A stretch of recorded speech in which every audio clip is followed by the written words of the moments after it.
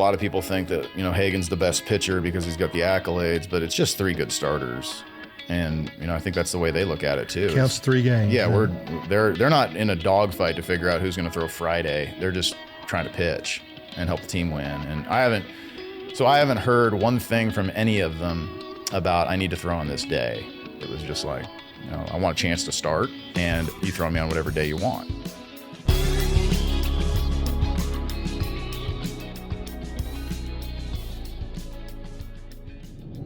The Razorback pitching staff is stacked for 2024. Smith strikes him out swinging on 3 pitches. With some familiar faces returning, including the preseason Pitcher of the Year. That's one of the best players, or probably the best player in the country right there. He's got a splitter now? Yeah. He's developed a splitter in the offseason. Let's start with split, like straight to it. That's it. There you go, Hagen. He's a different guy. And some exciting newcomers. Full count, and that's not a bad start for Mason Molina. When a guy like Mason goes into the portal, you're like, wow, if we could get that guy, that would solve a lot of problems. Good pitch. Pitching coach Matt Hobbs says this starting staff is unprecedented. You got your 3 starters, with Hagen and Brady and Mace. We haven't gone into the season with 3 that we knew before. That's right. With 3 strong starters and a stacked bullpen, the preseason hype and expectations are higher than ever. Matt Hobbs, this is the golden time. I'm wearing my flannel shirt, but it is baseball season, even though we're in February. It is, yeah. Exciting stuff. We've actually had some good weather days here. The last couple of days, we've been able to get outside quite a bit, but anytime the calendar turns over to February, you start counting down the days a little closer, certainly. You're in the middle of January and you don't think about it as much, and then February 1 hits and you're like, all right, here we go. Yes, sir. This is how excited I am. My oldest daughter, who's an elementary school principal, we are taking a father-daughter trip to Arlington. Oh, yeah. For 3 games. We may see a bunch of games. Yeah. Good teams down there. It'll be a fun tournament. Yeah, and I think that to be in a major league stadium, we've been there. This is, I think, the 3rd time we've gone down there, and they treat you so well there. It's an awesome stadium. It's great for the fans. They're close enough, and I know we have a huge fan base in Dallas-Fort Worth area, which is great that our fans get to come see it. They don't get to get up to Fayetteville to see as many games, so you get to see a bunch of people down there. My family makes a trip every year too. I have family members come from all over the place just because it's such a cool environment. And man, the Hogs fans show up at that stadium. Like, we played Texas there last year. It was very red. Electric? Yeah. Yeah.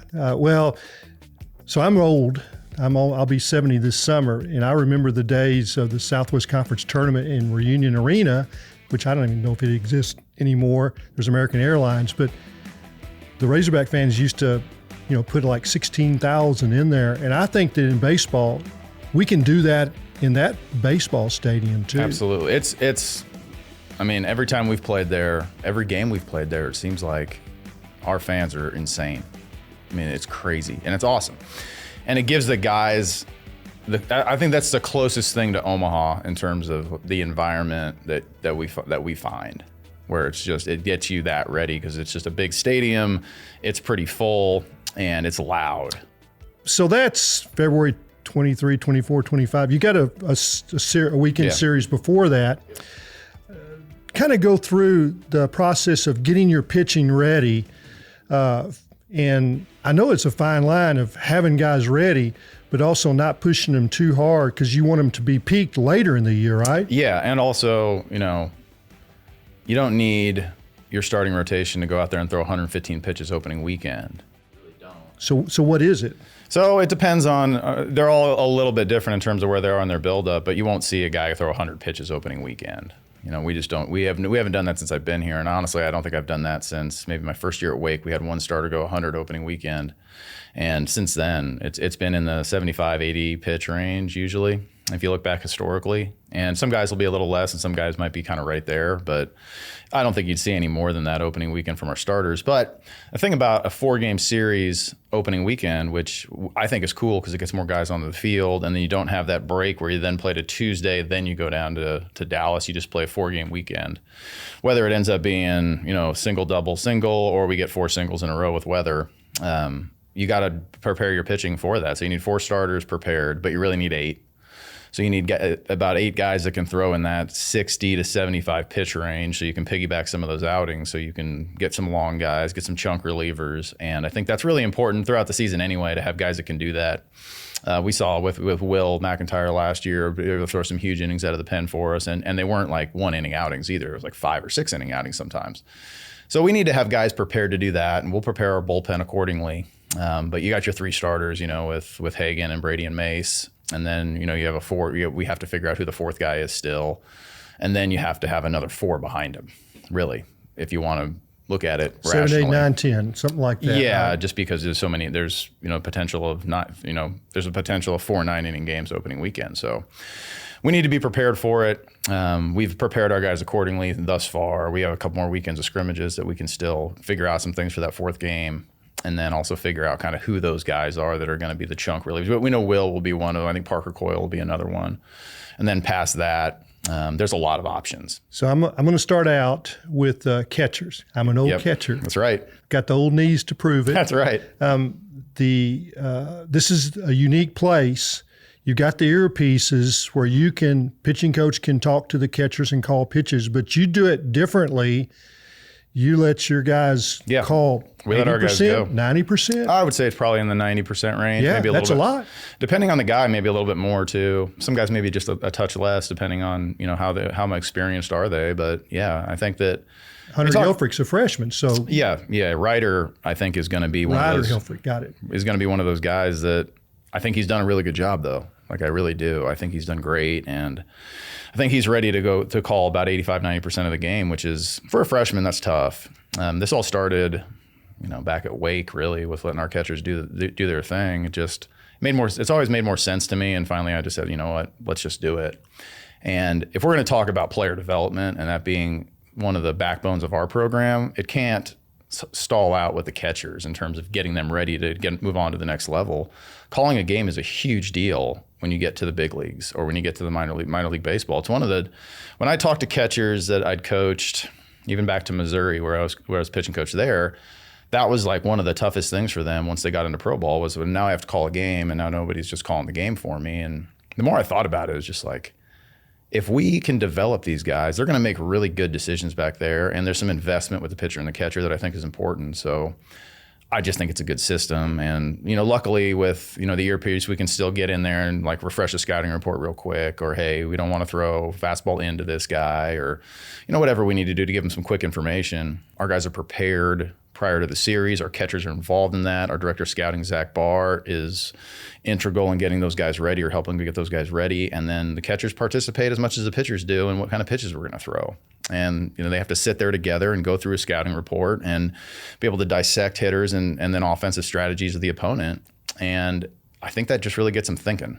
So if you signed out of high school, a pro contract, and you're 18, 19, and you go to a minor league camp, the catchers are going to call pitches. So they can do it. They're not incapable. I think that what is gone on for a long time is a lot of fear of people that do my job. They just don't want to give any of the reins away. And part of what we have to do as coaches is let go and let them develop and let them play. And it's never been more important for catchers to be involved as it is now, because you're dealing with pitchers that are constantly tinkering with different things. And what they mostly need is somebody back there that they trust instead of a third party getting involved. Because I think a lot of their development and their careers is third-party based. It's like other people are having opinions on what they throw and how they throw it. They need somebody they can get in there and trust, and we want that to be their catcher. I'm going to get into personnel. Sure. And when I look at this group of catchers, I would now I go back 40, 45 years of Arkansas baseball. There's been some really good ones here, as you know. some guys that have gone on to play pro ball and done really well. James McCann, Tom Pagnow. Yeah, the list is long. Yeah, but I don't believe there's ever been 4 or 5 catchers like what you have, that every time they're out there in practice or a scrimmage, the pro scouts perk up. Yeah, it's a good group, man. I mean, you can start with, Hudson White is the guy that we transferred in from Texas Tech, and a guy that came in with some experience and has done a really nice job acclimating himself to the system. And it's hard when you come from someplace where you're not asked to do a lot. Now you are asked to do a lot, and that's no knock on Texas Tech. It's just their system. But we asked him to do a lot, and I think that was tough for him right when he got here, because it was, trying to hit and then trying to defend, and then also now I got to call these pitches, and now I got to learn this pitching staff. He did a wonderful job. A little pressure too. He's new. Absolutely, and he's a name coming in, so people are looking around expecting him to be really good, and that's a lot of pressure to put on a kid, and he handled it great. Compete for a job. Exactly, and that's. The competition's been the coolest part about, all of them. But, Huddy has done a really, really nice job getting in, getting acclimated. The bat's fine. It's always been fine. It'll always be fine. He can really hit. The catching part is he's probably made the most progress of any of them in terms of where he started and where he is now. Like, he's in the bullpen the other day catching a pen, and it's like now he's starting to get a feel for where the pitches are going to move before the pitcher throws them. He's got a better idea of what the guys want to throw, how they want to throw them, where they want to bury their pitches, where they want to, if they want to elevate or not elevate, if they're sinker slider guys, if they're going to carry the ball, if it's more generic and they have to rely on command. I think Huddy now has a better feel for the staff, which speeds up the curve in terms of development astronomically. So he's been really good. And then, Ryder, obviously a freshman, it was surprising how advanced he was when he got here from his receiving and blocking. The physical skills have always kind of stood out for us from the recruiting process. We were surprised he got to school. We thought we were going to lose him. But he ended up here, and you hear a lot of things throughout the high school season, because we don't get out to see as many high school games as we can. Well, that's California. Right, and it's far, all the way across the country, and you don't get to see him as much as you'd like because we're playing. So, we have to have our eyes set on our team in addition to looking at the future. But you don't get out to see a signed guy as much as you would, potentially a guy for the next class. So we didn't see him a lot in the spring in the senior year, but we heard a lot. And it always came back, hey, really athletic, but you guys Scouts. You're going to have to really work. If you get him, you're going to have to really work on the receiving. It's rough back there, and he's just athletic. And it was the furthest thing from the truth. We got him here, and we're all like, well, what is everybody talking about? This guy can receive. This guy's really good back there. He's athletic. It's like a shortstop catching. And he's physical, and, obviously the bat's the bat. He can hit. Yeah, quick bat. Yeah, and he's a freshman, so, the learning curve is steep for these guys when they get here, and they have to face really good pitching, and he's going to have to learn how to do that in the league and in non-conference games. And thankfully, we play an unbelievable non-conference schedule. I think Clay Goodwin and Coach Van Horn make it a tough schedule for us every year on purpose, and that prepares guys like Ryder for this. So that's his learning curve. Will be just handling the league, handling Division I baseball to start, and then handling SEC baseball. But then his physical skills give him a really good chance to be able to help us out right away. And the intangibles of now trying to get a feel for the pitching staff. It's kind of like a transfer coming in. He's trying to prove himself too, and he's trying to prove, hey, I should be a guy that's back there catching. And he's trying to learn 18, 19 new pitchers, and he's done a really nice job. He works at it. Both those guys that I just mentioned, and not that the other guys don't, certainly they're hard workers as well. But Ryder and Hudson White are down there every single bullpen session, grinding it out, trying to figure out what we know about our pitchers, how we can help them get an edge, and they'll work on their own. It's really impressive. And then you have the returners, Parker Rowland, who caught the lion's share of the games last year, was an unbelievable defender, called great games, has the blocker. 100% trust of the pitching staff, which is tough to get. And he did that as a transfer last year. So, he's a returner that you can always count on, you can trust. The bat's gotten better, and that would be the one thing if you were going to try to poke a hole in his game last year, was just the bat was just okay. And now it's better. So he had a really good fall, and he's come back in these spring scrimmages and held his own nicely. And, I think that he's got a chance to do the same thing he did last year. It's a good competition. He's a great catcher. He's a good leader, and he's done a really nice job again. And then you get to Hudson Polk, and he's probably the one that had the most question marks, frankly, even other than the new guys, because he didn't catch a lot last year. He didn't play a lot, and he went into the season as our starter. So He had an up and down year last year, and a lot of that is trying to live up to the expectations that people put on themselves. So he's done a really nice job of just coming back and just playing free. I think if you ask anyone on our coaching staff what's the biggest difference between Hudson Polk a year ago to today, it's like he's got some freedom in how he's acting and how he's walking around and how he gets in the batter's box and how he gets behind the plate. It's just sometimes you have to let go. Whether it's confidence or not, I don't know exactly the right word, but you got to let go. You got to let go of expectations either you have for yourself or others have for you, or perceived things that you think that other people are thinking. And you got to just let go and play. It's a tough thing to do. And usually that happens long into your pro career, is when you just decide, hey, this is for me, and I got to go out, and by me being the best version of me, I'm going to be the best version for my team. And I think that's where Hudson's at right now. I think that's really where he is. He's got to a point where he's let go and he's just out there playing and having fun. And it's fun to watch. He's been very difficult to get out recently. So, he's hit some bombs, hasn't he? He has. He's hurt us on the backside of the field a couple times with some home runs, and he's, tough at bats and done a nice job behind the plate. It's four guys back there. So, and to the point that some of these guys, the way they're swinging the bat, could get them a DH or maybe a Charlie Welch pinch hitter guy. Yeah, and maybe other positions too. Like there's nothing, and I'm not saying these guys aren't good catchers, but Ryder and Hudson White can play other positions. They're that good athletes. We played a scrimmage, or like a coach pitch scrimmage the other day, and we played Ryder at second base just to get him on the field. First time I saw Ryder Helfrich play, he was playing shortstop.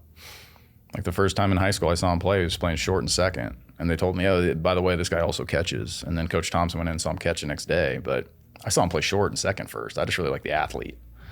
And I'm not saying he's going to do that, but, man, the sky's the limit from those guys being versatile too. That's a fun conversation for the pitching coach to see you smile when I say catcher. I love it because myself and Bobby Wernes handles the day-to-day with the catchers, and he does an unbelievable job. He's a really good coach. But I get to have my hands on those guys a lot because we ask them to do so much in the bullpen, and we ask them to catch pens, and we ask them to be involved in meetings and everything along those lines that we do with our pitchers. So I kind of feel like they're just an extension of the coaching staff, and they're just a member of the pitching staff for me.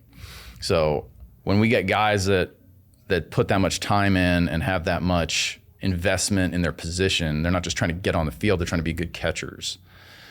And that makes my job as a pitching coach really easy, or easier, when you have players like that are that invested. So I get excited when we have a catching group like this, and it's fun, honestly, because a lot of them haven't been asked to do this stuff before. So when you see them get like, oh, you're going to trust me to do this? Like, why? Wow.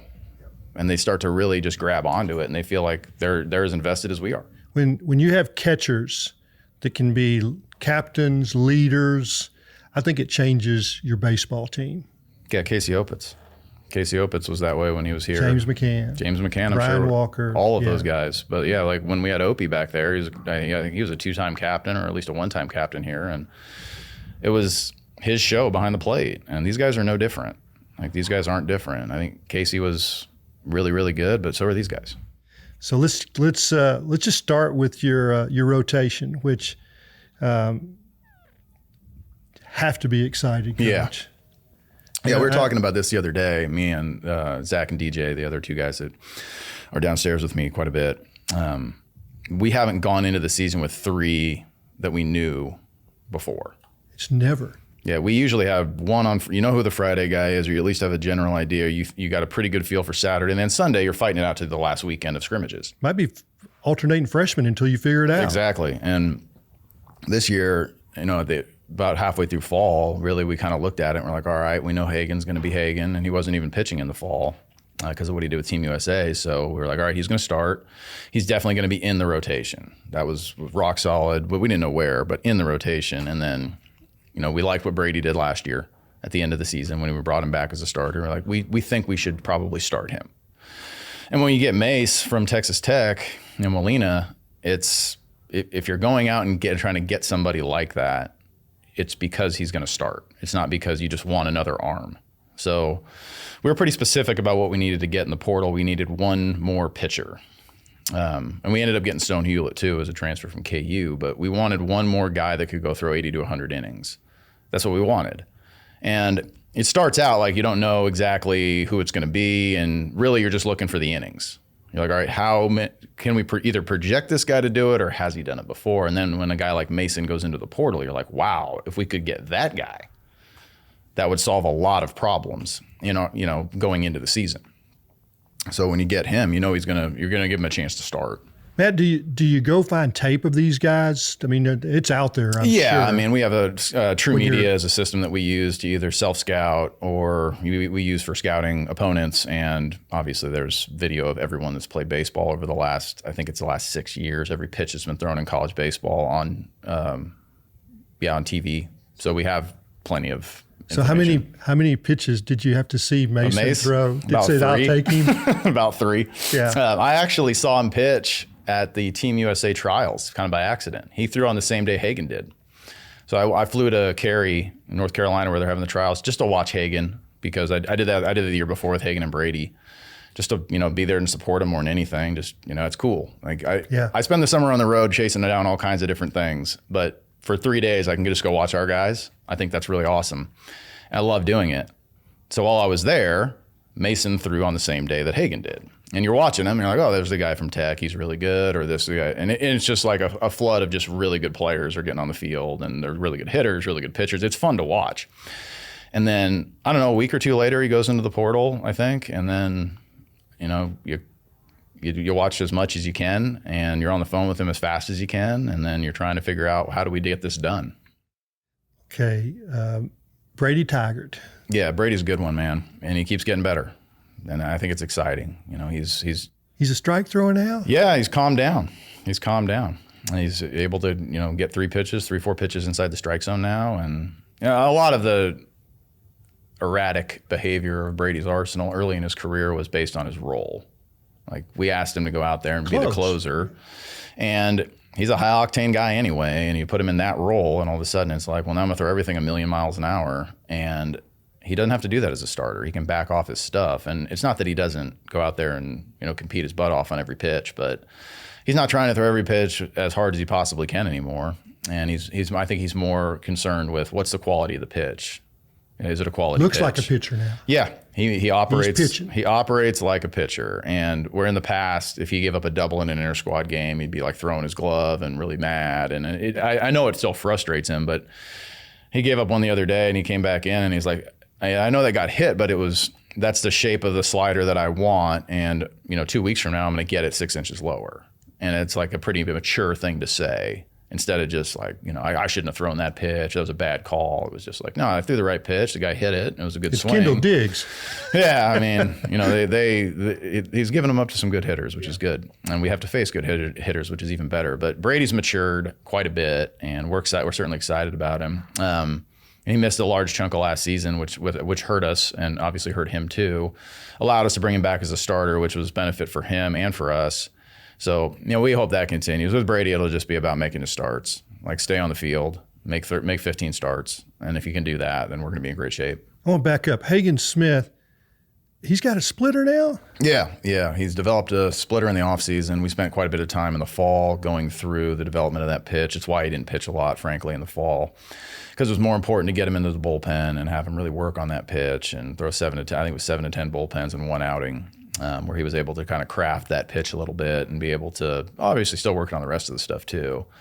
And, through that, he was able to spend a lot of time in the weight room with our strength coach, Hunter Bell, which really helped him. And, he's a different guy. He frankly looks physically different, which I think is great for our team and for him. And I remember going to see, when I saw him at USA, our SID is like, hey, get a picture so we can put it on, social media. And I was like, okay. And then I took the picture with him. Then I looked at it and I was like, I hadn't seen Hagen in like 2.5 weeks. It's like, I think he grew 2 inches or something. He looks bigger to me. And then he came back and I was like, okay, he's got a back now. Like he's starting to grow. Grown man. And you got to remember about Hagen too. He's the youngest player in the draft in high school, and he's the youngest draft eligible junior, I think, in the top 200 prospects right now. So he's young, and he's still growing up and figuring out what he wants to do as a pitcher. So I think that maturation process has helped too. Brady, how many pitches does he have? Four good ones. Wow. Fastball, obviously, he can do a lot of different things with. He can be multiple with it. He can sink it. He can run it. He can ride it. I mean, he's got some different capabilities with that pitch. And then his changeup is really the one that I'm probably the most impressed with because it's come the furthest. He didn't throw it as a freshman. He had it. He's always had one, but, didn't need it really. It was more spin than anything the first couple of years. And he threw some last year as a starter, but that pitch has really come a long way. I'm impressed with it. He threw it for a right-on-right strikeout the other day in an inter-squad game, which I hadn't seen him do. So I think that's always a good sign when a guy can throw it same side, shows some evolution of the pitch. And then he's got kind of like a sweepy slider that he can throw, and then obviously he's got the curveball that everybody knows about. We called that the alien pitch. Yeah, well, it was. Yes, it still is. I think metrically it's got to be one of the best breaking balls in the country, I would imagine. I haven't seen too many that are better. But he don't have to lean on it as much. It's still a good pitch for him. It's still kind of like what people know him for is that he can spin the ball. But I don't think he has to throw it 60% of the time. Yep. Like he doesn't have to do that. And he knows that too. I think in the inter squad the other day he threw 2 innings, and I think he only threw like 4 of them. Well, when he throws it, those hitters kind of shake their head and drop their head and go back to the dugout. Yeah, usually. Yeah, hopefully. But it's still the same. That's the idea. Yeah, the breaking ball's still really good. But now there's an arsenal with it. He's got depth in his arsenal, which I think is important. As a starting pitcher, you need some depth in your arsenal. You don't have to have 6 pitches, but you probably need 3. And if you have 4 that are serviceable, it's good. And I think he's got 4 that are good, which puts him probably in the top 5% of starting pitchers in the NCAA that have 4 good pitches that they can throw. And Molina, what's he like? So he's left-hander, he's like Hagen. It's like Hagen, but it's not like Hagen. Hagen's a little bit more velocity, a little bit more slider, and Mason is still velocity. I mean, it's still 90 to 93, which is not throwing slow by any stretch of the imagination. But he pitches at the top of the strike zone. He has a little bit more carry. His changeup is really good and advanced from where it was at the beginning of the fall. It's gotten better. Strike thrower. Yeah, slider and a curveball, and he uses them. He's really smart. Like, I think that Mason's pretty, he thinks things through, and he wants to be really involved in his development, which is great. And that leads him to be able to do different things with his pitches. So he starts to think about, well, if I'm going to throw a slider to a lefty, should it be a little bit different than the one I'm throwing to a righty? And it's just like some good conversation about pitch mix and shapes and everything. And, he's a strike throwing left-handed pitcher with really good stuff. I don't think from our fall scrimmages and our spring scrimmages that he's given up an extra base hit yet since he's been here. Oh, wow. Yeah. He's tough to square up for sure. Yeah. So you like the idea of going left, right, left, or does it matter? I don't know that it matters. I mean, for a rotation. Will we do that? Possibly, but I don't know that it matters. I just think you want to get your best guys in there. And then it depends on the depth of your bullpen in terms of which guys start which days, I think. Yeah. I mean, there's always the potential that you don't play on Sunday and you lose that guy. So, you go 1, 2, 3. Yeah. I mean, I don't even think about him like that as much. I think a lot of people think that, Hagen's the best pitcher because he's got the accolades, but it's just 3 good starters. And, I think that's the way they look at it too. Counts 3 games. Yeah, they're not in a dogfight to figure out who's going to throw Friday. They're just trying to pitch and help the team win. And I haven't heard one thing from any of them about I need to throw on this day. And not that that's happened in the past here, but it does happen. It does happen. When you bring in a transfer like Mason, he could easily have been like, well, I'm only going there if I'm going to start on Saturdays. Or I'm only going there if I'm going to be the Friday guy. And that happens quite a bit in the portal. And he never even talked about starting. Yeah. He just was like, I know that, you guys do a good job with pitchers, and Trust. I know that, I want to go pitch there. It was all it kind of was. And he's certainly going to start, but it's not like he came in with a preconceived notion that he was going to pitch on a certain day. And it's not like Brady came to me and said, if I'm not the Friday guy, I'm not coming back next year. It's not like any of that happened. It was just like, I want a chance to start, and you throw me on whatever day you want.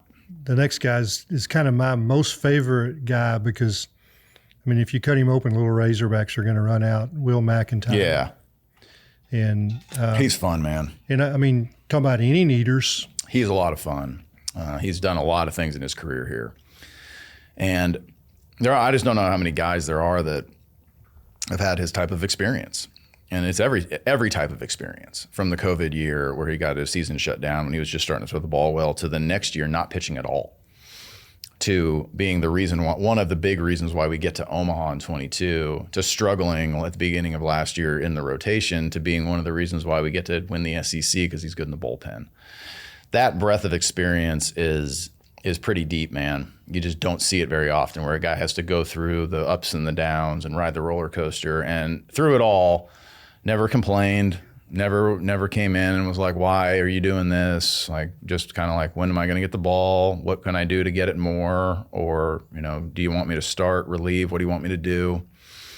Again, another guy that could have easily just been, I'm not coming back unless I'm a starter. Very easily could have said that. Or I'm going to go sign or whatever. And he didn't. He just, he's like you said, he's a Razorback.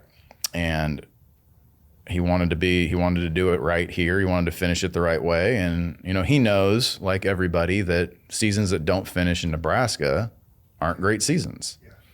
And he didn't want his last game to be at Baum Walker. Yeah. He wants his last game to be up there. Well, it's so much fun to see him out there. And, he's built up some pitches. It's a tight game. And he looks over there at that dugout, and Coach Van Horn, do not come out here. Yeah, he did that a few times. Yeah, didn't he? He doesn't want to be he doesn't want to come out of the game ever, which is, we sometimes have to like pull him back a little bit. But velocity's dropped, but he's still gaming. He's still gonna. I mean, if it's 89 or if it's 92, it doesn't matter with Will. He's still making pitches. But you got to save him from himself sometimes. He told me that when we started in the fall, I want to pitch in every single game this year if it's possible. I was like, well, it's not. So, but he's better than he's ever been, honestly. He usually isn't very good this time of the year, to be frank. He usually has to kind of get into it, get into the fight a little bit during the season before he's really good. But his stuff has been better than it's ever been at this time of the year. Him and Tigert both usually are like, they have lights on kind of guys. They have to get into the fight a little bit before they're any good. And both guys have been really good right now. Ahead of schedule then, yeah. I think that you have to say that. Okay, these guys are not in order you're going to pitch them. This is just numerical. Gabe Geckel, right-hander freshman. Ultra talented freshman from another Californian. Him and Ryder actually came from the same summer program. And, we were very fortunate to be able to get both of them on campus. But just super talented. Like, Gabe is so talented. He's, he throws really hard. He's got a really good curveball. He had one of the best breaking balls in the draft last year at the high school level, which, again, you usually don't get those guys. And developed his slider along the way. Started in the middle of last high school season trying to throw a cutter, ended up with a slider, and it's gotten better since he's been here. And then his changeup, Brady Tigert has really helped him with his changeup, which is kind of fun to see. They're catch partners and they throw together. And it was kind of like a cue Brady gave him when they were just playing catch one day when we were standing out in the outfield, and he just started throwing it. I was like, wow, that really works.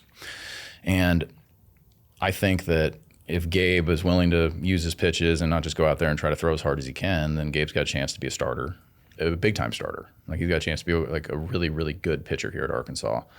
And we're excited about him. But, he's going to have to, Coach Van Horn says this all the time, and it's true, the freshmen have to prove it. Like, those strikes, baby. Yeah, it's nice now. Yeah. He throws like great bullpens, and he's good in inter-squad games, but you got to go prove it.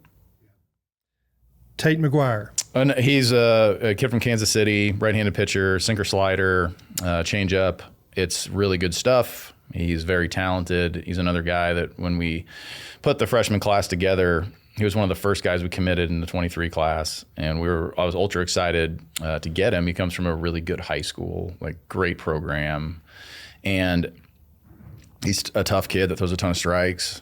He's been really good since he's been here.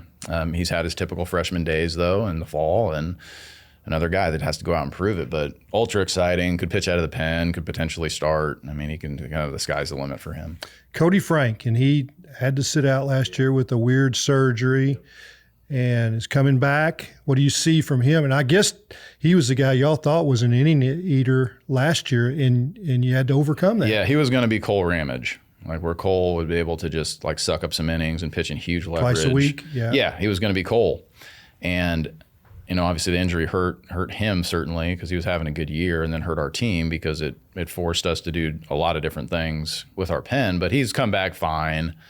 He has to layer some intent and velocity on top of the volume that he's created in the throwing recovery and that part of it. So he's still got a little bit ways to go, but he's facing hitters and doing a really nice job. His progression is just something we have to keep watching. He'll be ready for the start of the season, but we want him good. And that's what he wants too. So how much he pitches early will be dictated a lot on the next couple weeks.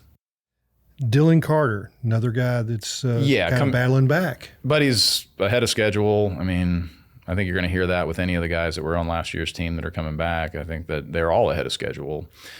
But Dylan is. He's throwing bullpens at, I think, 80-90% right now. And, he's close to the end of his throwing progression. And then he's got to go through some things to be able to, prove that he's healthy. And we got to be able to monitor it and watch it. And again, he's another guy who got to save from themselves because – right up the road in Bentonville is where he's from, and he wants to be really good here, and he wants to pitch, and he knows he thinks this team's got a chance to be pretty good, so he wants to get out there and help the team. And he's a Razorback. He was last year. You don't win the SEC without Dylan Carter. You have no chance. No chance we do it without Dylan. And he was just starting to kind of settle in when the injury, happened. He was pitching the guts of games. Oh, he pitched huge innings for us last year, and he could potentially be in that role again this year. I think that it's all determined by health. Lefty Hunter Dietz. Yeah, he'll be a little bit behind the other guys. Had a procedure right after the end of the fall that we knew about. We wanted to get him through fall practice first. We knew he'd missed the start of the season, but we expect Hunter to have just a monster year for us still. So he's behind the other guys. He's throwing now. He's been throwing for a month. So he's just got to be in the middle of a regular throwing progression. This isn't like an injury rehab throwing program. It's just a throwing progression that he's got to go through, and we're not going to put him out there till he's ready. So people have to be patient about him. I don't want people to think I don't like right-handers, but I love to say another left-hander, oh, yeah. Parker Coyle. He's a stud. Yeah, we're so excited about him and the progression he's made from last season to now. I think that he's made a huge jump. He was able to go pitch for us in some capacity last year, some by necessity, some by we were trying to get him out there. And he did some good things and he did some not so good things, which is typical with most freshmen that aren't quite ready for the role you're putting him in. And he went out to the Cape in the summer and I think he was on the all Cape Cod team or something. He was really good up there. He had great numbers. And then this fall came back and was kind of who he is. He's a strike thrower. He's 88-92. He's got three good pitches, and he floods the zone with them, and he's tough. And I think he's one of those Will McIntyre type relievers right now. He'll start out of the bullpen. It's not to say he can't start though, because he's good enough to do that. So I think that the sky's the limit for Parker. Certainly, he's got a chance to have a monster career. So this is a guy that I was. I talked to Coach Jorn. He's one of my guys, and then Coach DeBryan too. Sometimes we just call and talk. Jack Faraday. They kind of like him, Coach. So Faraday it's electric. Yeah, and it's always been electric. And the thing with Jake is you're always waiting for the strikes, and we've always been waiting for the strikes. And it was for him. He was trying to figure out how he wanted to pitch, and. Like arm slide or? Mainly is he going to try to throw 4-seamers or 2-seamers, or is he going to try to go high 3/4 or a little bit more low 3/4? What's better for him? And he started throwing some super low intensity bullpens in late October because he wanted to keep going and keep throwing because he ended the fall on kind of a sour note. He didn't pitch well. And he thought he had figured some things out. So we're like, all right, well, you can keep throwing, but really low intensity, and you can't throw pitches above 85 miles an hour, which is hard for him because he throws 97. 97. So Jake is throwing these low intensity bullpens, and his slot is kind of just keeps creeping a little bit lower and lower and lower, and he starts throwing more and more and more strikes. And then, when he starts coming back, it's 92, 94, and he's building up, and it's sinkers and strikes. And now it's more of a slider than it is kind of like a wide slurve, which it was the last couple of years. And he just kind of found himself as he was going through this long process of building up to throw for the season. It's pretty fun to watch, actually. I mean, and this is no knock on Jake at all. He's like a freshman right now. He has to prove it because he hasn't done it here yet. But if he's a junior, if this guy gets it, it's going to be pretty exciting. You might just have this year. It's like scouts are, So Jacob Kostichak, I had him in 19, and it's a similar career arc, to be honest. It's like he didn't pitch much his first couple of years, and all of a sudden he throws 28, 29 innings, and he goes in like the 7th round. And Faraday is that guy. That could happen to him. That same thing could happen. That same kind of like Jacob Kostichak mold could happen to him. Yep. And, he's a kind of a slender guy, so Kostichak, you just kind of get it's the same. Yeah. It's the same. It looks the same to me. Colin Fisher, lefty freshman. Big, strong kid. Yeah, he's exciting just because of the strikes. And that was, when we got him, it was like a left-hander that throws strikes with a curveball that's tall and skinny. And so you're excited about that because it was the same when we got Parker Coyle. It was like left-hander with a breaking ball that throws strikes. So you're always going to take those guys. And he just kept on getting more physical and more physical and more physical. And by 225. By the time he showed up here, like he looked like a different dude. The slot's a little lower than when we originally committed him. And that's a good thing because he throws some pretty like nasty sinkers, and his changeup has gotten really, really good. To his credit, one of the things I told him when he left here was, you're going to have to come back with a better changeup. Like, you are going to have to spend time on that pitch, and here's some things that we think we can do to help it. But you're going to have to spend a lot of time on that pitch. You're going to have to spend a ton of time on your changeup, and he's come back with a really good one. And the breaking ball is still really good. He has a chance to start for sure. Advanced strike thrower, command, holds runners, fields his position, just kind of does all the things you need him to do. 6'6", Ben Bobby. Yeah, Ben's exciting. Ben's fun, man. He's got a great personality. I don't know if that matters for the pitching, but he's just a fun guy to be around. I've always liked Ben. He was one of the first guys that we got when I got this job, actually. So it's fun to see the progression. And he was a bullpen starter, kind of just pitched when we needed him last year, and he's carved out an opportunity to start here for sure. He's in the mix for that 4th spot.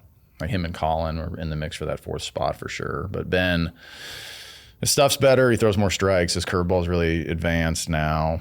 He got a little taste last year. He did, and he got, again, some big moments. He got huge moments, like huge moments. He won a game for us, or helped us win a game, game 3 against Tennessee, when we didn't know who we were going to start, and we just kind of threw Ben out there, and he did a good job for about 3 innings. But I think he's better than that now. So, he's made an advancement. He's like a lot of the sophomores that I'll talk about that were freshmen last year, because they got thrown into the fire. It's helped them immeasurably to where they are now, and they've all made a big jump. Just one of those guys, Gage Wood. Yeah, Gage in the fall was good. He was good, and he's come back great. Like, it's different. It's a lot different. He's got 5 pitches, he kind of had a up and down. So his freshman year, he's got this meteoric rise in the middle of the season. He was bad in the beginning of the season because he wasn't ready, and frankly, like, I put him in some situations early that was not fair. Like, I put him in like bases loaded, nobody out, his first college outing, which is just not fair at all. In a big stadium. In a huge stage. It was just like, looking back on it, I apologize to him every time I see him about it. But, maybe that helped him a month down the road. But he did pitch huge SEC innings for us. I think he was on the all-SEC freshman team. So he had this like huge middle of the season for us. And then he did what some freshmen do, which is just kind of fade down the stretch. He had a rough outing at Vanderbilt and just kind of never recovered from it, whether it was mentally or physically. And he went out and he had 2 starts in the summer for the Santa Barbara Foresters, and then he came back early, trained, got himself in really good shape. You got to give the kid a lot of credit. He started watching what he eats. He started training really hard in the weight room, and he's changed his body. And then now all of a sudden we're throwing strikes with 3, 4, 5 pitches, and he came back with a little cutter that's a nice pitch. He's always had a really good fastball. His split is really advanced now. Yeah, he just threw 2 pitches last year. Last year it was fastball, curveball, and it was marginal strikes with the curveball. So he's definitely advanced and done a really nice job. Gage will be in the thick of it at the end of the games. Christian Fouch. Yeah, another one of those guys that went out last year and pitched in some games that he was probably not prepared for, but through necessity he pitched in them. And that really helped him in terms of now he's been out there and now he's kind of seen it and went out and pitched really well in the Northwoods League this summer as a starter and has come back and he'll compete for innings out of the bullpen. He's exciting. He's 94 to 97 with a really good split and a slider, and he's just a big physical kid from Colorado. So sometimes the Colorado kids take a little bit of time to get all the way developed just because they don't play as much. And had good weather, yeah. Right. So you always kind of wait on them a little bit, but Chris has done a really, really nice job, and he's a worker, and he wants to get better. So I think it's just a matter of time. Cooper Dossett. Yeah, local kid, another guy that's all hog, and we're super excited about the progression he's made too. Yeah, he's didn't pitch a lot last year, had very, very scattered appearances. I think he only pitched 2 or 3 times the entire season.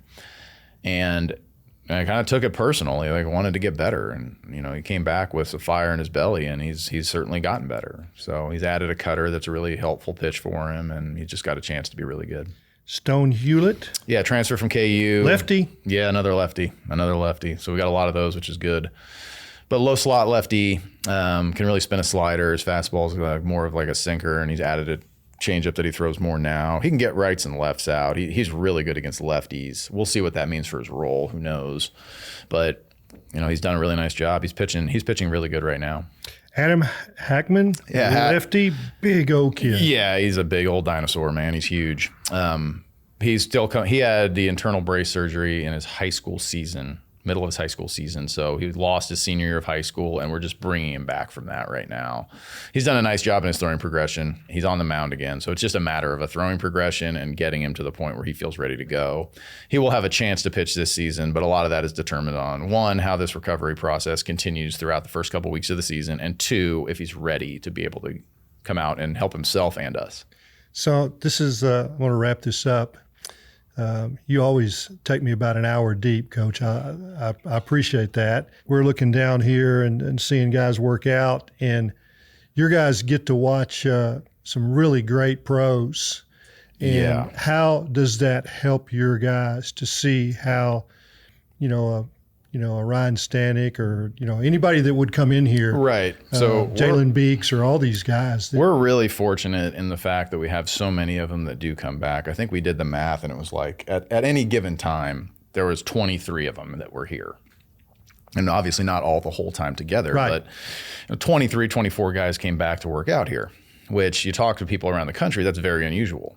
Usually guys have now their place it's they 4 train, or 5, right? And it's a couple guys at a time, and these guys love being here. They have good facilities to train in, and our guys can just walk through the building, and you walk by a big leaguer there, and you go downstairs, and Jalen's throwing a bullpen, or Zach Jackson's throwing a bullpen, Zach Jackson's throwing a bullpen, and it's like, okay, there's big leaguers throwing right there, and you can talk to them about grips and pitches and how they got to where they are and what it takes. And the thing that's great that they get to see is these guys got to the big leagues. A lot of these guys, I think Heston and Dom are down there right now. Fletcher are down there right now working out. And it's like they got to the big leagues, but they work as hard as anybody else. It's not like they stopped working once they got there, or they feel like they've arrived. Jalen Beeks throws bullpens here and trains here in the off season. He's as hard on himself as anyone I've ever seen. Like, I don't think he's ever thrown a good bullpen in his mind. And he throws great ones. Yeah. I'm watching him like, oh my gosh, this guy's like unbelievable. That curveball is pretty special. Yeah, and he's sitting there like 25, 30 pitches in, like mad at himself.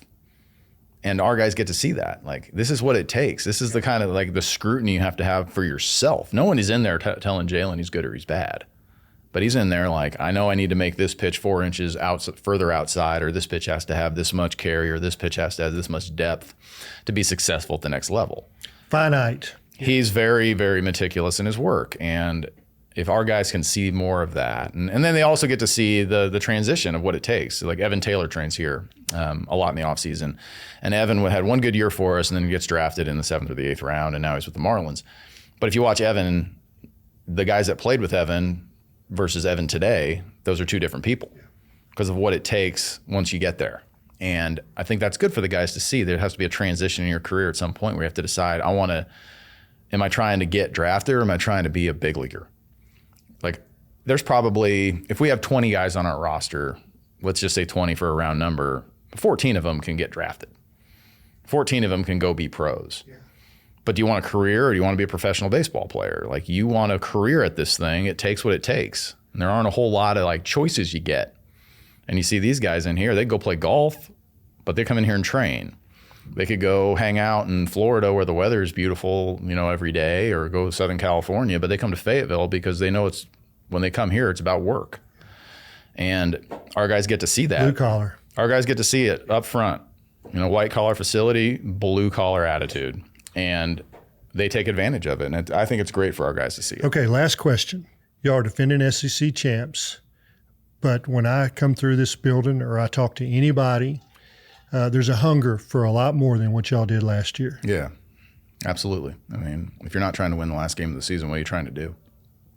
So we're all very aware of that, and it's the only thing that we haven't done here. And I think, obviously— Feel that all the way to the top, don't you? Yeah, 100% of the time. Like, we wake up every day thinking about it. Like, we don't talk about it every day with our guys. They need to get better at baseball. But if you don't wake up every day thinking about what do I have to do to give it that kind of effort today, then why are you doing this job? And why are you trying to do it here? So, yeah, every day we think about it. I think that's probably why Matt Hobbs is here, isn't it? Yeah. There's certainly been opportunities to do other stuff, and there's a lot of unfinished business here. Yeah. Coach, I always appreciate your time. You're very, very gracious to I appreciate do you. this. Okay. Yeah. Look forward to the season and father-daughter trip to Arlington. Yeah, it'll be a good one. Yeah. Hopefully it'll be a good one. Yeah.